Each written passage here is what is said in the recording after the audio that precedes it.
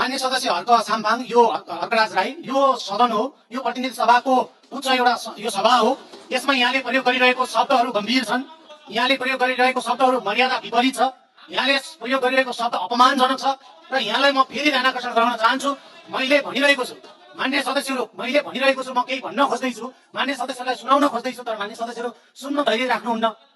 सम्माननीय प्रधानमन्त्रीज्यूको सिफारिसमा नेपालको संविधान बमोजिम 23 अनुसार नियुक्ति, हेरफेर र कार्यविभाजन गरी मिति 2083/2/26 गते मन्त्री परिषद गठन गर्नुभएको बेहोरा अनुरोध गर्दछु।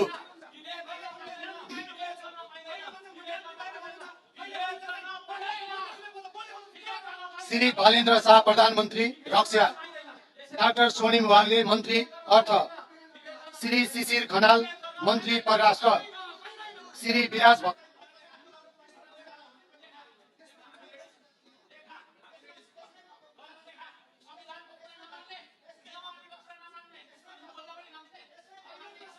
गएर बसेपछि नै मैले समय दिने हो।